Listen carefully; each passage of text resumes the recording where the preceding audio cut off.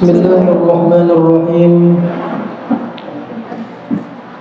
Alhamdulillahilladzi nasaba lin-nasi yawmal qiyamah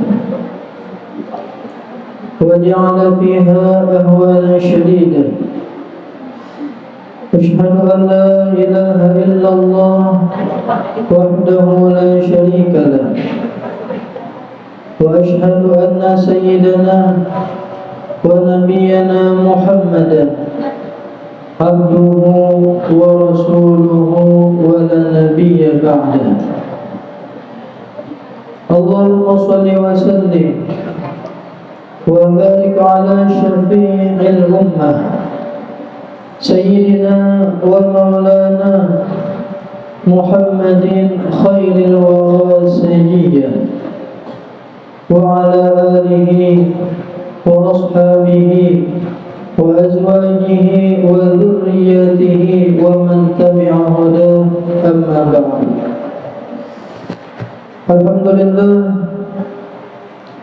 Alhamdulillah, puji syukur kita haturkan kehadirat Allah Subhanahu wa taala yang kembali memberikan kita nikmat, taufik, hidayah dan inayah sehingga kita bisa kembali dapat berkumpul di tempat yang mulia ini, di majlis yang penuh barakah ini. Kita berharap mudah-mudahan dengan perkumpulan kita ini Allah ampuni seluruh dosa-dosa kita, orang tua kita, anak cucu kita, nenek datuk kita, guru-guru kita, jiran tetangga kita, dan seluruh dosa kaum muslimin dan muslimat diampuni Allah ya batin seumur hidup. Dan mudah-mudahan Allah kabulkan segala hajat-hajat kita, baik hajat dunia maupun hajat akhirat. Amin amin ya rabbal alamin. Juga salawat dan salam kita haturkan kehadiran junjungan kita baginda Nabi Agung, Nabi besar Muhammad sallallahu alaihi wasallam, juga kepada keluarga, sahabat, kerabat dan seluruh pengikut beliau hingga hari kiamat. Jamaah majlis zikir wa ta'lim Musalla al-Ummi yang kita sama-sama dirahmati oleh Allah Subhanahu wa taala.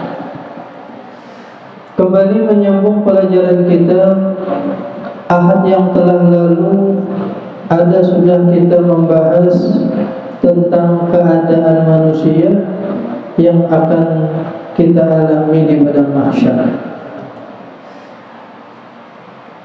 Setelah beberapa fase yang kita hadapi setelah hidup di dunia ini, yang pertama adalah fase sakratul maut. Yang kedua adalah fase menghadapi fitnah kubur. Yang ketiga menghadapi lamanya di dalam kubur. Yang keempat menghadapi ketika bangkit daripada kubur. Nah, fase yang kelima yang akan kita hadapi setelah bangkit daripada kubur, kita akan dihalau seberataan menuju kepada mahsyar.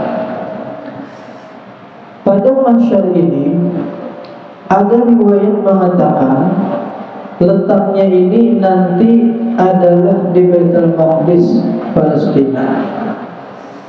Pada mahsyar ini adalah suatu tanah yang lapang, tanah yang sangat luas luar biasa.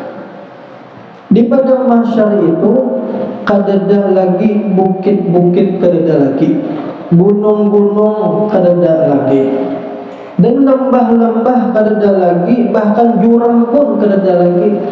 Jadi padang mahsyar itu tanah yang lapang yang luasnya luar biasa. Di mana di padang mahsyar itu nanti seluruh manusia akan dikumpulkan di sana seberataan, mulai zaman Nabi Adam sampai manusia terakhir di hari kiamat. Ternyata di padang mahsyar itu bukan hanya manusia yang dikumpulkan di sana, tetapi bubuhan jin-jin pun ia jual, dan binatang-binatang pun dikumpulkan juga di padang mahsyar. Bapa di sana untuk menghadapi keputusan dari Allah Subhanahu wa taala kayak nasib kita selanjutnya. Di padang mahsyar itu seluruh manusia, seluruh jin, seluruh binatang dikumpulkan. Namun sebaratan itu dibagi kelompoknya. Ada kelompok binatang di sini tempatnya. Ada kelompok jin di sini tempatnya.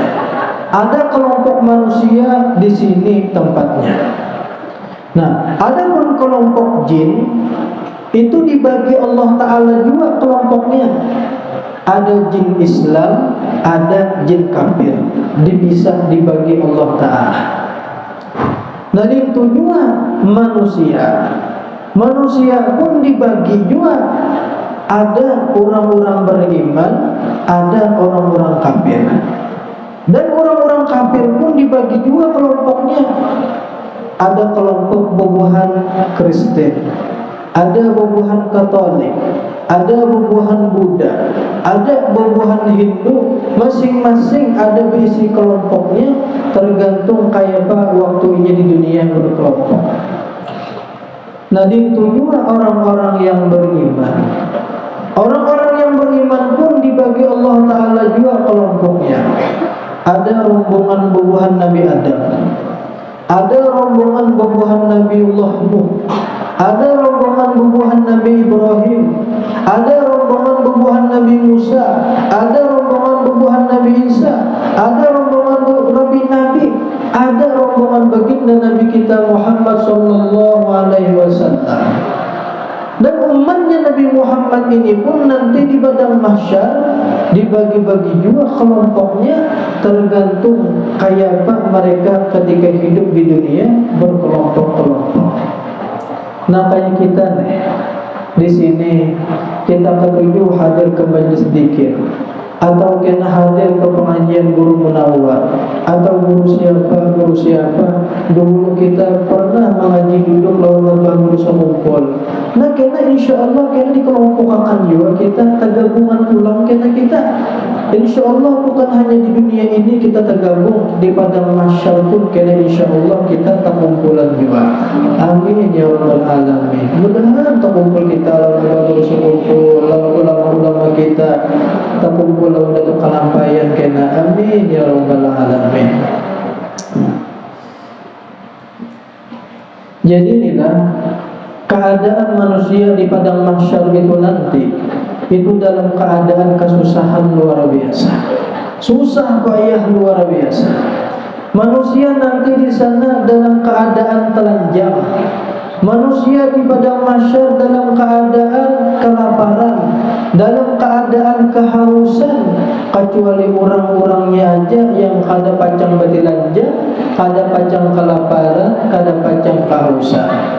Siapa orang-orang yang kada betilanjang, kada kelaparan, kada kehausan?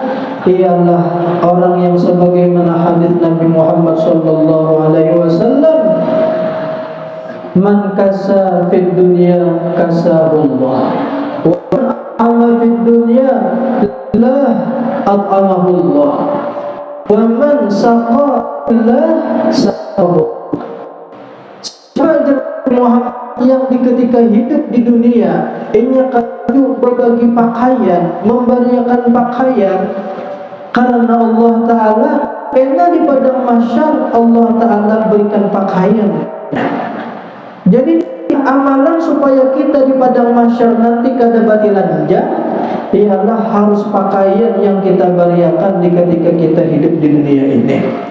Sebab pakaian yang kita berikan, baik itu kerudung, baik itu baju, baik itu taping, kopiah atau apa, itu nanti kena di padang mahsyar Allah bulikakan ke kita, Allah bulikakan ke kita, sehingga di padang mahsyar itu nanti kita kada betelanjang. Mun duit panggurunya diberiakan, duit lain pulang kisahnya. Salingput panggunang dibariakan, salingput lain pulang kisahnya. Jadi untuk menghadapi padang mahsyar supaya kita kada batilanjang, harus pakaian yang kita bariakan. Wa man at'ama lillah at'amahullah. Siapa yang memberi makan akan orang lain karena Allah di ketika di dunia, niscaya Allah Ta'ala beri makan jiwanya. Di padang mahsyar manusia dalam keadaan kelaparan. Orang-orang yang di ketika hidup di dunia, inya ketujuh memberi makan orang, inya kada kacang kelaparan kayak di padang mahsyar. Ada majelis maulid, ada majelis burdahan, ada majelis zikir, ada majelis taklim. Lalu ini ada diisi duit berlebih, ditukarakannya karote duit 100.000 umpamanya ada duit ilah berlebih, ditukarakannya rote harga 1.000 mayu 100 butik, diantaranya ke orang burdahan, diantaranya ke orang maulidan, diantaranya ke majelis taklim. Walaupun sebulan sekali sidin nangkai itu, karena di padang mahsyar sidin kada pacang kelaparan. Karena makanan yang dulu sidin bariakan itu diberikan ke sidin kena. Di saat orang lain kelaparan, sidin kada kelaparan. Wa man saqalillah saqahullah dan Nabi. Siapa yang ketika hidup di dunia dia ketujuh memberi minum orang karena Allah, saqahullah, niscaya Allah Ta'ala beri minum dia. Ada majelis maulid, ada majelis zikir, ada majelis burdah, nukarnya aqua air mineral 2 duska umpamanya, diantaranya ke majelis burdahan, diantaranya ke majelis maulidan, orang minuman inya itu karena di hari kiamat di padang mahsyar karena dimuliakan Allah Ta'ala minuman namanya bariakan itu kasatinya minum karena di padang mahsyar jadinya kada pacang kehausan. Jadi untuk menghadapi supaya kita di padang mahsyar kada batilanjang, kada kelaparan, kada kehausan, waktu hidup di dunia ini harus pakaian yang kita bariakan, harus makanan yang kita bariakan, harus minuman yang kita bariakan. Dan di padang mahsyar itu matahari Allah dikatakan barak badar matahari, sehingga manusia itu kepanasan luar biasa. Ada yang tenggelam dengan peluhnya sampai mata kakinya, ada yang tenggelam dengan peluhnya sampai lintuhnya, ada yang tenggelam dengan peluhnya sampai pinggangnya, ada yang tenggelam sampai ke bahunya, ada yang tenggelam sampai muntungnya, ada yang lamas sama sekali, tergantung amalnya masing-masing. Nah, manusia dalam keadaan kepanasan luar biasa. Cuman hanya orang-orangnya aja yang pacang dinaungi oleh Allah Subhanahu wa Ta'ala. Di padang mahsyar itu kada ada kenaungan, pohon aja kada ada, apalagi warung di sana. Oh, mau warung ya mah. Nah, siapa orang-orang yang pacang dinaungi oleh Allah Subhanahu wa Ta'ala di bawah naungan arasy Allah Subhanahu wa Ta'ala? Ada 13 orang yang belum dapati yang pacang mendapatkan naungan Allah Ta'ala. Ada hadis Nabi Muhammad di antaranya. Yang pertama adalah imamun adil. Imamun adil ini artinya pemimpin yang adil. Pemimpin itu ialah penguasa. Lalunya penguasa di zaman bahari itu seikung aja penguasanya. Jadi segala macam kebijakan, segala macam keputusan itu cuma di tangan satu orang aja. Tapi namanya wahini kita penguasa banyak, tergantung dengan bidangnya masing-masing, tergantung dengan tugasnya masing-masing. Ada penguasa penguasa tugasnya di bidang legislatif, bubuhan MPR, bubuhan DPR. Ada tugasnya di bidang eksekutif, ialah bubuhan presiden, bubuhan gubernur, bubuhan bupati lawan anak buahnya, bubuhan pelaksana. Nah, ada dua yang ketiga, tugasnya di bidang yudikatif, di bidang masalah hukum. Inilah bubuhan kepolisian, bubuhan kejaksaan, bubuhan kehakiman. Mereka bertiga ini, baik bidang legislatif, eksekutif, ataupun yudikatif, mereka ini disebut sebagai penguasa.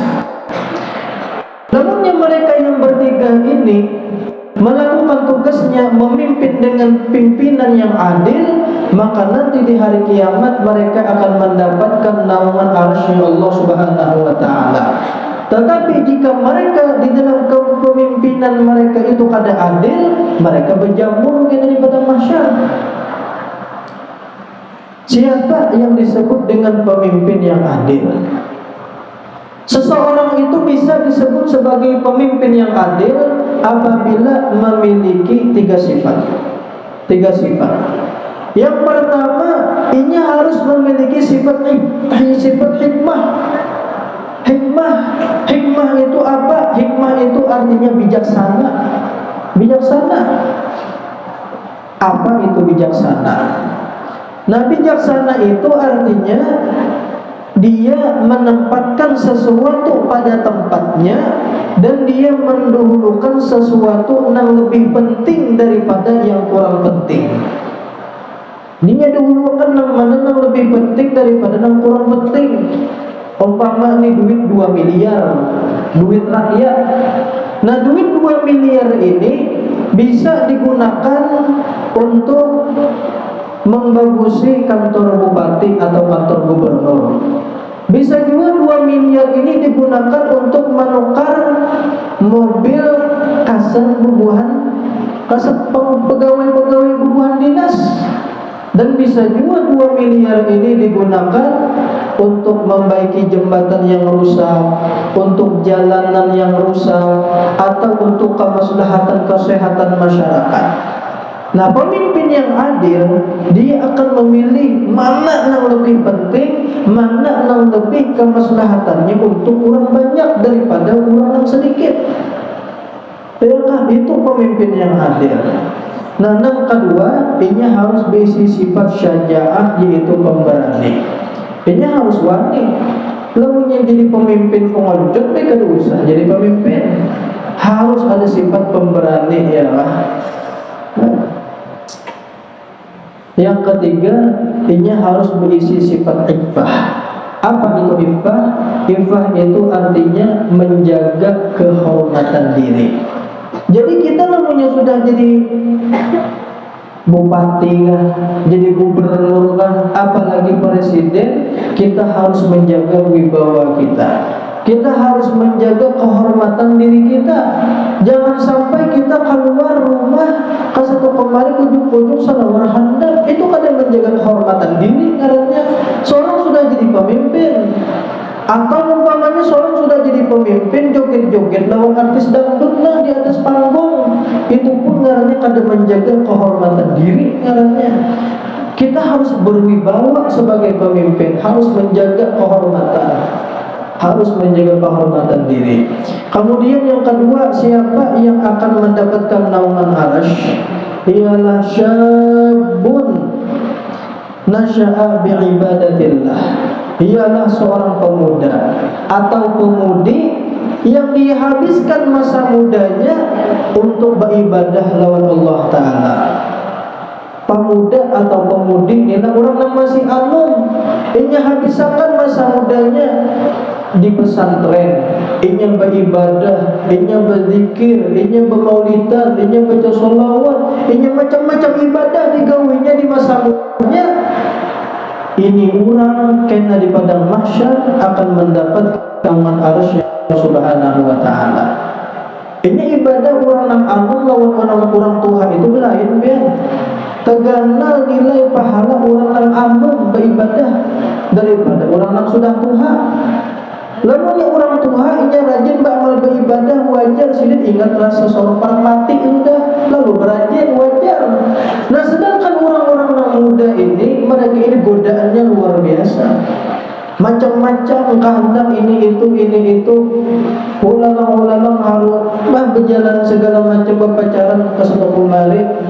Lalu masa mudanya itu digunakannya untuk ibadah kebaikan-kebaikan. Ini ulang karena ibadah masyar akan mendapatkan naungan arsy Allah Subhanahu wa taala. Kemudian siapa pulang yang ketiga? Ialah rajulun qalbuhu mu'allaqun bil masajid. Ialah seseorang yang hatinya itu digantungkan di masjid atau di mushola. Inilah artinya apa? Orang ini ketujuh sembahyang berjamaah, baik di masjid ataupun di mushola. Ya kan? Terutama di lelakian, lelakian yang untuk nangine. Nyebab binian apalagi itu kada apa-apa bagus saja di rumah ya kan. Nah, rajulun mu'allaqun fil masajid. Hatinya ini tergantung di masjid. Ini sembahyang zuhur berjamaah di masjid. Kenanya berniat pulang hantar sembahyang asar berjamaah pulang di masjid. Kena tuntung sembahyang asar niat pulang, ini hendak berjamaah pulang di masjid sembahyang maghrib. Ya hatinya terikat dengan masjid. Kena di hari kiamat ini orang akan mendapatkan naungan arsy Allah Subhanahu wa taala. Ada kepanasan. Siapa pula yang keempat?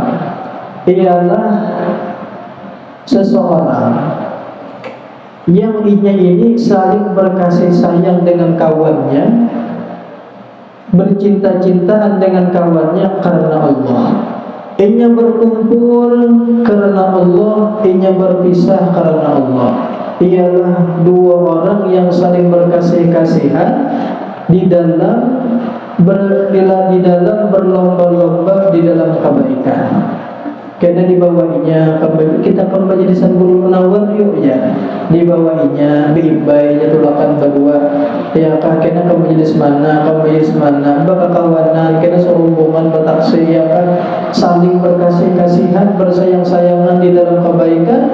Mereka ini pun nanti di padang mahsyar akan mendapatkan naungan arsy Allah Subhanahu wa taala. Ayapian itulah bataksian ke sini berombongan ya kan. Tinggi menuju tempat kebaikan ya Allah. Nah insyaallah kita di padang mahsyar mendapatkan naungan arsy ya. Amin ya rabbal alamin. Nah kemudian yang kelima ialah seseorang yang ini ada kesempatan untuk melakukan maksiat. Di depan mata sudah kemaksiatan dan kadang orang nang melihat, kadang nang tahunya. Di depan mata sudah kemaksiatan ada, kadang nang tahunya, cuman inya kada jadi dengan alasan ini akhafullah, aku takutan jalla Allah taala. Nah ini orang akan mendapatkan naungan arsy Allah Subhanahu wa taala. Kemudian yang ke-6 ialah seseorang yang bersedekah secara secara sembunyi-sembunyi, sehingga tangan kirinya kada tahu apa yang disedekahkan tangan kanannya.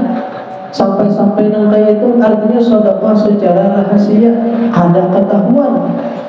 Ini memang sedekah itu ada dua macam.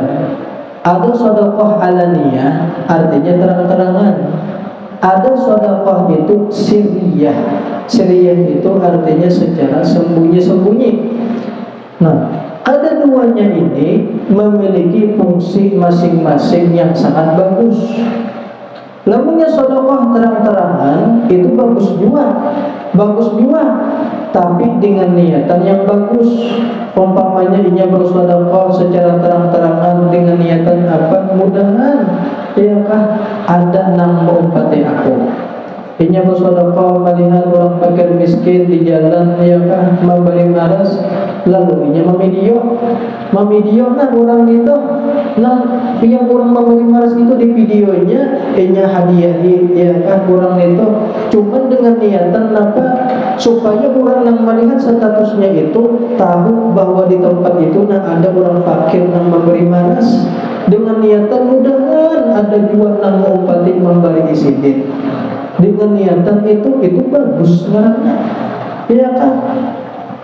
Sama aja kayak pian di sini umpamanya, pian mengamera, yang kalau pian upload, kada sombong kada ria kada, dengan niatan apa? Mudah-mudahan orang yang melihat dalam statusku ini, mudahan umpat juga majelis kebaikan, ya kan? Itu dakwah, jadinya di situ ada. Nah, cuman ini sedekah secara terang-terangan ini ada memiliki efek samping lamunnya kita kada kawa menjaga hati kita. Dia khawatirkan kalau pina ada ujub, dia khawatirkan kalau pina ria, dia khawatirkan kalau pina timbul kada ikhlas, itu benar. Nah, ada pun sedekah sirriyah, sedekah yang secara sembunyi-sembunyi, maka fungsinya ini adalah kena di padang mahsyar, ini akan mendapatkan naungan arasy-Nya Allah Subhanahu wa taala. Bagus saja kada duanya ia akan kita gawe. Kemudian yang ketujuh, siapa pula yang akan mendapatkan naungan arasy? Ialah seseorang yang berzikir kepada Allah Ta'ala di tempat yang sunyi.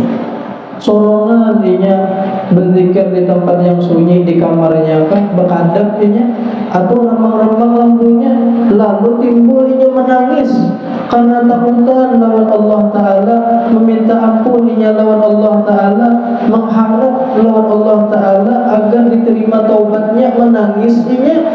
Nah, ini orang kena di padang mahsyar akan mendapatkan naungan arasy-Nya Allah Subhanahu wa taala. Nah, berapa sudah? 7 ya Pak. Nah, ada lagi.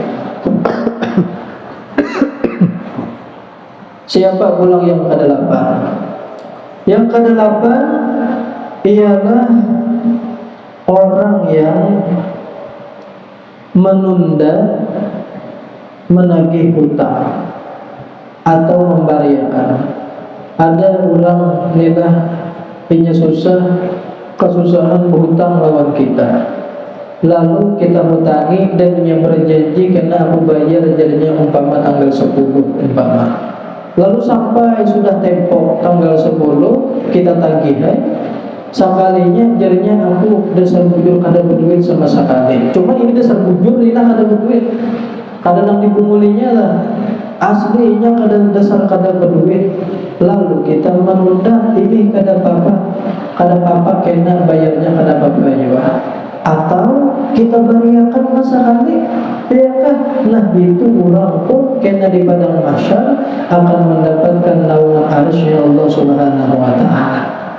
Kemudian siapa pulang yang ke-9? Ialah tajirun shadiqun fil aqwali wal af'al. Siapa tajirun shadiq? Tajirun shadiq ini ialah pedagang yang jujur, baik pada perkataannya ataupun pada perbuatannya. Siapa yang dimaksud dengan pedagang yang jujur ini? Seseorang itu bisa disebut sebagai tajirun shadiq, pedagang yang jujur apabila dia memiliki 3 sifat. Yang pertama, dia di dalam berdagangnya itu kada berdusta, kada membuli. Yang kedua, inya kada menyembunyikan aib barang yang dijualnya. Lalunya ada aib, kita tahu barang jualan kita ini ada aib, lalu ada yang hendak menukar, kita sembunyikan iakah aib barang kita, itu kada tajirun shadiq ngarannya. Lalunya kita tahu keaiban barang yang kita jual, kita sampaikan lawan yang hendak menukar, ini kekurangan barangku ini, nah sahaja hendak ikam tukarikah, adakah? Sampaikan seadanya. Nah, yang ketiga, sifatnya inya kada memuji lawan barang jualannya, kada dipuji-pujinya. Nah, jadi ngaran tajirun shadiq, 1, inya kada berdusta. 2, inya kada menyembunyikan aib barang yang dijualnya.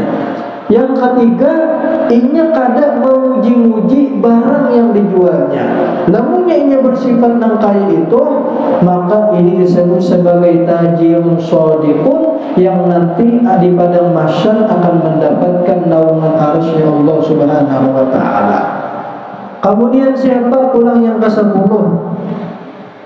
Ialah kafilul yatim, orang yang maha ragu anak yatim. Orang yang maha ragu anak yatim, baik memberi makan anak yatim, memberi minum anak yatim, inya mengongkosi anak yatim, inya mengongkosi sekolah anak yatim. Ini orang nanti di padang mahsyar selain mendapatkan naungan arsy Allah Ta'ala, inya kena di dalam surga akan berkumpul dengan baginda Rasulullah Sallallahu Alaihi Wasallam. Sebab Rasulullah Sallallahu Alaihi Wasallam bersabda, "Ana wa kafilul yatim fil jannah hakadha jannah." Aku bersama orang yang maha ragu anak yatim di dalam surga kena nangka ini nah. Artinya apa? Berdekatan, artinya bersama-sama kena di dalam surga. Jadi keistimewaan orang yang maha ragu anak yatim, sekalipun inya kena di dalam surganya, surga yang paling bawah, cuman dengan berkat syafaatnya baginda Nabi Muhammad, kena inya ditarik Nabi Muhammad untuk naik ke surga yang paling tinggi bersama baginda Nabi Muhammad Sallallahu Alaihi Wasallam. Inilah keistimewaan orang yang maha ragu anak yatim. Kemudian siapa pula yang ke-11 yang akan mendapatkan naungan arsy Allah Ta'ala? Ialah seorang perempuan janda. Seorang perempuan janda yang mana ada orang hendak melamarnya, cuman ditolaknya dengan alasan maha ragu anak yatim. Alasannya maha ragu anak yatim, lakinya meninggal dunia. Ada meninggali anak yatim seikungkah, dua ikungkah, masih yatim lagi, masih halus. Lalu ada orang melamarinya, ditolaknya dengan alasan aku hendak fokus jadinya maha ragu anakku yang masih yatim ini. Karena ini di padang mahsyar mendapatkan kemuliaan, mendapatkan naungan arsy Allah Subhanahu wa taala. Berapa sudah? 11 sudah. Kemudian yang ke-12, siapa pula? Ialah orang yang muraqibu awqatis shalah, orang yang mengintai-ngintai waktu sembahyang. Siapa? Bubuhan muadzin yang ketika di dunia. Orang-orang yang di masa hidupnya ini mengintai-ngintai waktu sembahyang. Apabila sampai waktu zuhur, azan dinya, diberitahukannya orang bahwa ini sampai sudah waktu zuhur. Sampai waktu maghrib, azan dinya. Sampai waktu isya, azan dinya. Karena pembuhan muadzin ini, selain di padang mahsyar inya mendapatkan naungan arsy Allah Subhanahu wa taala, inya kena diberikan Allah taala di padang mahsyar itu kedudukan yang tinggi, tempat yang tinggi, sehingga manusia itu pinandu, oh inikah bubuhan muadzin bahari di ketika di dunia. Nabi Muhammad menyebutkan muadzin itu karena di padang mahsyar panjang bulu dan Nabi. Maksud panjang bulu itu apa? Inya karena diberikan Allah Ta'ala kedudukan yang tinggi, sehingga orang-orang lain itu di padang mahsyar melihat lawan inya pinandu, oh inikah orang-orang bahari yang ketujuh azan di masjid, ketujuh azan di musalla, diberikan Allah Ta'ala pangkat yang sangat tinggi. Karena pangkatnya tinggi dan ia mendapatkan naungan arsy di hari kiamat. Siapa pula yang ke-13? Ialah orang yang mati dalam keadaan status penuntut ilmu agama. Siapa yang dimaksud dengan thalibul ilmi, penuntut ilmu agama di sini?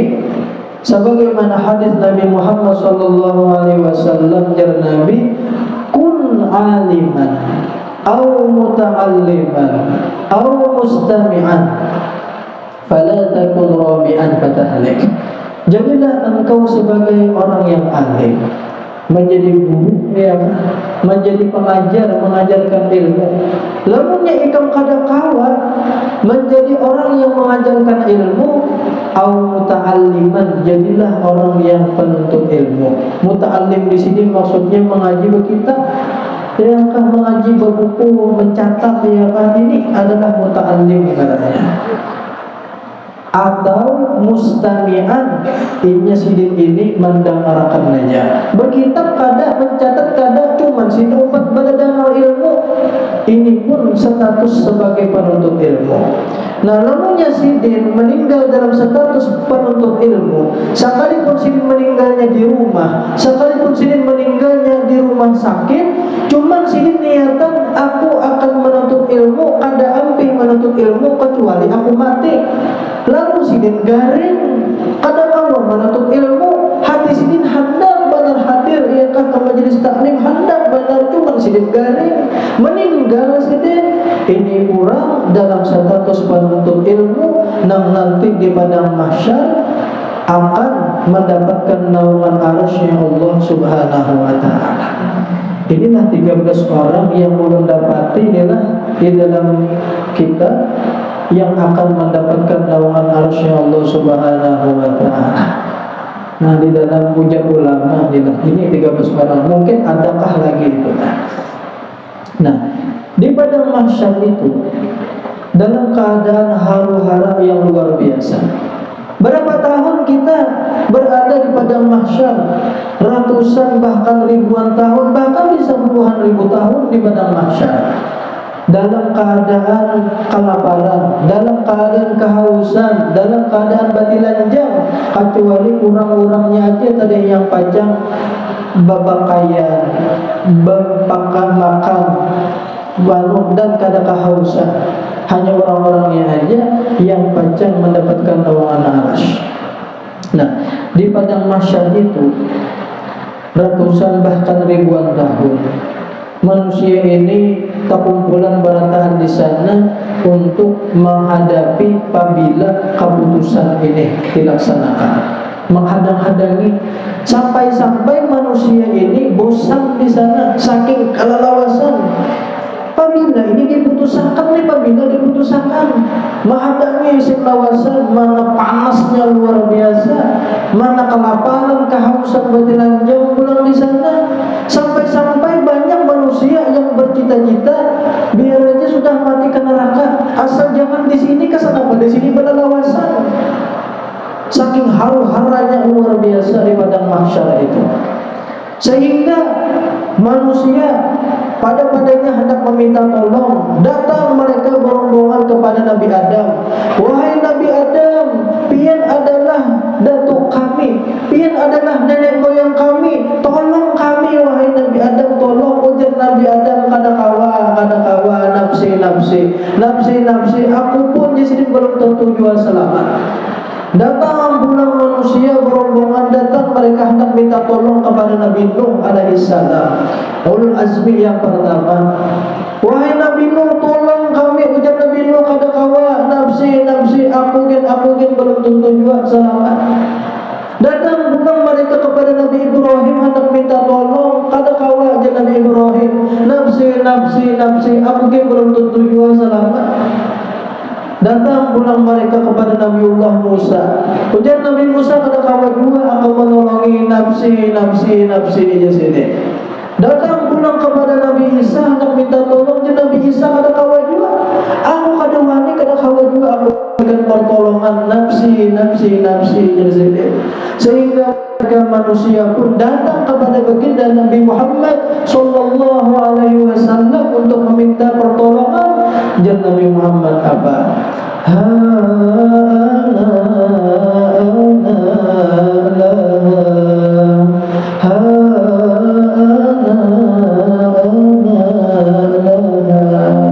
Aku ujar Nabi Muhammad yang berhak memberikan syafaat. Aku yang berhak memberikan syafaat. Ini panggilan yang kita harap.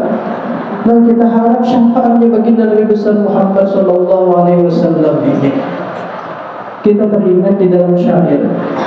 Ada kalau syairnya, ya Rasulullah salamun alaik ya Rabi'a syani wal dawaji aqbata ya jiratal alami ya muhayyan judi wal karami. Nah, di bawah syairnya itu ada syair wajhukal maimunu hujjatuna yawma yatin nasu bil hujaji wajhukal maimun hujjatuna. Pian ya Rasulullah, wajah pian ya Rasulullah sungguh begitu indah. Hujjatuna, pian ya Rasulullah adalah hujjah kami, pian adalah penolong kami ya Rasulullah. Yauma yatin nas bil hujaji, di saat semua manusia, di hari manusia mereka datang dengan hujjah-hujjah untuk meminta pertolongan. Pianlah ya Rasulullah hujjah kami, penolong kami ya Rasulullah. Kita ini kadang mengharapkan amal ibadah kita. Kita ini beramal, cuman amal kita ini sedikit. Kita paling menggawi amal yang wajibnya aja, nang sunat-sunatnya kita ini raja pengoler. Apa yang kita harap daripada amal ibadah kita? Kita selalu menggawi nang sunat-sunat, itu kan kada banyak jauh benar dibanding orang-orang bahari. Apa yang kita harap daripada amal-amal kita? Kita sembahyang, bentang ruang kita sembahyang. Cuman sembahyang kita ini mahayabang pikiran kemana-mana. Apa yang kita harap? Kita berzikir untuk la ilaha illallah, la ilaha illallah. Cuman hati ini mahayabang kemana-mana mukanya. Apa yang kita harap daripada amal kita? Kita ini beramal, amal kita ini sedikit. Dan amal kita yang sedikit ini pun kadang kita jaga. Terkadang bercampur dengan ujubnya, bercampur dengan riyaknya, bercampur dengan sum'ahnya. Amal kita ini sudah sedikit, kadang ikhlas halulah. Apa yang kita harap daripada amal kita? Haba'an surah, nah kayak debu yang berterbangan. Cuman kita bilang kita untung, banyak kita untung. Kita ini adalah umatnya Nabi Muhammad SAW. Kita diisi nabi yang sangat dicintai oleh Allah Subhanahu Wa Taala. Kita diisi nabi yang sangat disayangi oleh Allah Subhanahu Wa Taala. Siapa? Ialah Nabi kita, Nabi besar Muhammad SAW. Syafaatnya Nabi Muhammad ini yang paling kita harap. Inilah yang paling kita harap ya. Kita ada kau mengharapkan amal ibadah kita, ada kau sama sekali. Nah, lalu ujar Nabi Muhammad, akulah yang berhak untuk memberikan syafaat. Lalu Nabi Muhammad SAW sujud di hadapan Allah Subhanahu Wa Taala. Ujar Allah Taala, silahkan apa wahai kekasihku yang kau minta, aku kabulkan. Nabi Muhammad memberikan syafaat. Di dalam kitab dikatakan oleh ulama ada 5 syafaatnya Nabi Muhammad SAW nanti di akhirat. Ada 5 syafaat Nabi Muhammad. Yang pertama yang disebut dengan syafaatul ammah. Syafaatul ammah ini syafaat yang umum, syafaat yang merata seberataan mendapatkan syafaat ini. Inilah yang disebut dengan syafaatul uzma, syafaat yang besar. Di saat semua orang, bahkan nabi-nabi dan rasul-rasul pun kadang-kadang kawannya yang kayak ini. Syafaatul uzma itu apa? Ialah syafaatnya Nabi Muhammad kepada seluruh penduduk mahsyar untuk memulai perhitungan-perhitungan. Soalnya di ketika manusia dihalau ke padang mahsyar, dalam keadaan batilanjang, kehausan, kelaparan, dalam keadaan kepanasan luar biasa, dan begitu lawasnya luar biasa sehingga terjadilah huru-hara luar biasa. Apabila ini keputusan diputuskan, lawas banget luar biasa, datang ke Nabi ini, ke Nabi ini, ke Nabi ini, sampai kepada Nabi Muhammad. Lalu dengan berkat syafaat Nabi Muhammad itulah dimulailah perhitungan nasibnya manusia ini. Nah di situ namanya syafaat ammah. Lalu dimulai ya nang hisab pemulaan kena terjadi. Nah syafaatul ammah namanya. Yang kedua, ada syafaat Nabi Muhammad itu kepada orang-orang tertentu, kepada orang-orang yang tertentu yang dikehendaki oleh Nabi Muhammad, sehingga orang ini akan masuk surga tanpa hisab. Ada salam dihisab lagi, ada salam ditimbang lagi di timbangan amal. Bahkan inya kadang merasa lagi pada inya melewati tadi yang shiratal mustaqim, timbul di surganya aja. Ya kan? Ditapuni malaikat, ikam adakah dihisab? Kada tahu aku jan. Adakah amal ikam ditimbang? Kada tahu juga aku jan. Adalah sudah melewati tadi yang shiratal mustaqim. Kada tahu juga aku jan, timbul tak ke surga aja. Nah inilah orang-orang tertentu yang akan mendapatkan syafaat Nabi Muhammad. Ini orang timbul ke surganya aja. Memang melewati ya kan tadi yang shiratal mustaqim, cuma yang ada merasa. Saking cepatnya itu, nasa cepat kilat, ada merasa lagi. Nah syafaat yang ketiga ialah syafaatnya Nabi Muhammad untuk orang-orang yang telah ditetapkan masuk neraka. Orang ini sudah divonis neraka.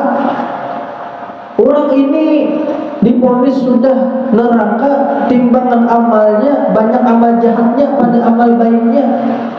Karena vonis sudah nih orang pasti terkena neraka, banyak amal jahatnya. Namun dengan berkat syafaatnya baginda Nabi Muhammad SAW, orang ini yang asalnya divonis neraka timbul kada jadi tak ke surga, jadinya kada jadi merasani neraka. Nah, kemudian syafaat Nabi Muhammad yang keempat ialah syafaat Rasulullah kepada orang-orang yang sudah di dalam api neraka. Orang ini sudah masuk di dalam api neraka, sudah hangit, sudah ya kan, bertahun-tahun sudah di dalam neraka. Nah, karena baginda Rasulullah SAW itu diizingi oleh oleh Allah Subhanahu Wa Taala untuk memutiki umat-umat sidin yang ada di dalam neraka. Siapa-siapa kena yang dikehendaki sidin, nah diputiki sidin, umat-umat sidin di dalam api neraka, ya kan, di bawah sidin kata lagi sidin, lalu dimandini, ya kan, asalnya hangit, lalu putih pula, lalu dibuat ke dalam surga, dimasukkan ke dalam surga. Ini syafaat Nabi Muhammad yang keempat. Nah kemudian syafaat Nabi Muhammad yang kelima ialah Nabi Muhammad meninggikan derajat orang yang di dalam surga, meninggikan derajat orang yang di dalam surga. Orang ini sudah berada di dalam surga, cuman surganya di bawah. Surga di bawah, surga yang pertama umpamanya tingkatan 1 atau tingkatan 2. Cuman dengan berkat syafaatnya Nabi Muhammad, dan Nabi Muhammad ikan naik ke atas, di Nabi Muhammad di bawah Nabi Muhammad untuk naik ke surga yang tinggi. Bahkan bisa berkumpul lawan Nabi Muhammad. Nang kaya orang nang mahal anak yatim tadi, ya kan? Nah, mengganggu anak yatim, asalnya sini surganya di bawah, cuman karena sini tuh bisa ditarik Nabi Muhammad ke surga yang tinggi, kan? Ke surga yang tinggi. Ini tujuan karena wali-wali Allah Ta'ala. Kita inilah rencana membaca manaqib Siti Khadijah kah, Sesaman Al-Madani kah, Abahun Sekumpul kah, atau wali-wali siapakah? Ya kan, itu karena dengan berkat cintanya kita dengan Bumi Sayyidah Khadijah, itu karena sekalipun kita surganya di bawah, itu karena bisa ditarik sini ke surga yang tinggi. Karena hadis Nabi Muhammad, al-mar'u ma'a man ahabba, seseorang itu akan dikumpulkan bersama orang yang dicintainya. Kita cinta lawan Siti Khadijah, kita cinta lawan Syekh Abdul Qadir Al-Jilani, kita cinta lawan Syekh Salman Al-Badani atau wali-wali Allah Ta'ala yang lain. Dengan berkat kecintaan kita itu, sekalipun surga kita asalnya di bawah, kita bisa ditarik sidin ke surga yang tinggi, kan? Ya kan? Ini pengharapan kita.